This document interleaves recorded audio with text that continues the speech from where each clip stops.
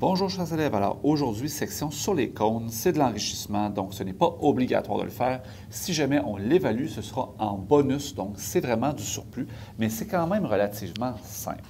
Donc c'est quoi un cône? Un cône, c'est comme une pyramide dont la base serait circulaire. Donc si on a vu que le cylindre, c'était comme un prisme dont la base était circulaire, bien, le cône, c'est comme une pyramide avec une base circulaire. La formule de son aire latérale ressemble donc à celle de la pyramide. L'aire latérale d'un cône, c'est le périmètre de la base, fois l'apothème du cône, au lieu de l'apothème de la pyramide, divisé par 2. Et ça, bien entendu, on pourrait le transformer. Ça va devenir périmètre de la base, c'est la circonférence, fois l'apothème du cône, divisé par 2. Il y a même des personnes, par exemple en secondaire 3, qui vont aller transformer la circonférence de la base. Tu sais que la circonférence de la base, c'est 2 πr. Et là, avec le facteur 2, on pourrait simplifier les facteurs. Mais écoute, moi, je ne m'en vais pas là. Je vais garder circonférence fois apothème divisé par 2. Donc, la latérale, c'est circonférence fois apothème divisé par 2. C'est pour la latérale d'un cône. Le cône suivant possède une hauteur de 9,5 cm. Donc, comme pour une pyramide, la hauteur n'est pas pertinente pour le secondaire 2. L'apothème mesure 10,35 cm. Donc, 10,35 cm. Ça va de l'apex du cône jusqu'au bas, au côté de sa base. Et sa base du cône a 8,2 cm de diamètre. 8,2 cm. Quelle est l'aire totale de ce cône? Donc, on va commencer par l'aire de la base. 1. L'aire de la base. Bon, on sait que le rayon, c'est 8,2 divisé par 2, ça fait 4,1 cm. Hein?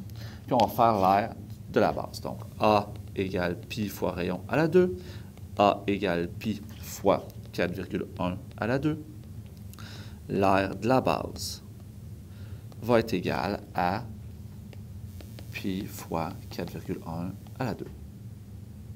Ce qui va me donner 52,81. 52,81 cm. Je vais trouver mon aire latérale. Donc, pour trouver la latérale, ça va me prendre la circonférence. Donc, aire latérale. Donc, ça me prend le périmètre de la base ou la circonférence. Donc, la circonférence, c'est 2 πr ou pi fois 2. On va faire pi fois 2. Ça va être encore plus précis parce que j'avais le diamètre. Pi fois d. La circonférence, c'est pi fois 8,2. La circonférence, c'est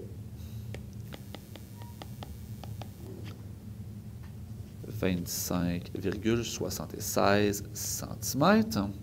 Et avec ça, je peux faire mon aire latérale. Donc, aire latérale, ça va être AL égale C AC sur 2.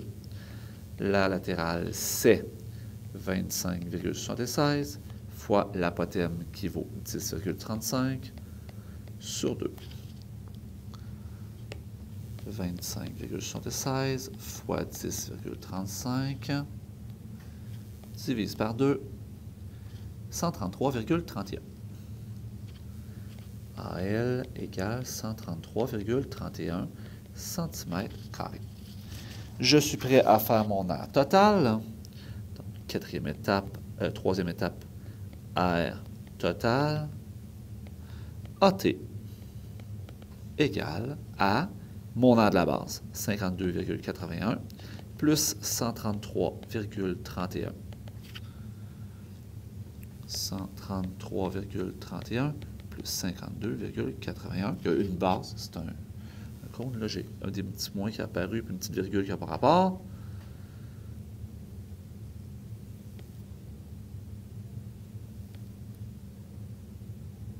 Ce qui me fait 186,12 cm². Et c'est pas plus compliqué que ça, le cône. Donc, pyramide ayant une base circulaire. Donc, les formules se ressemblent beaucoup. C'est simplement le contexte qui est différent. Donc, voilà pour cette petite capsule d'enrichissement.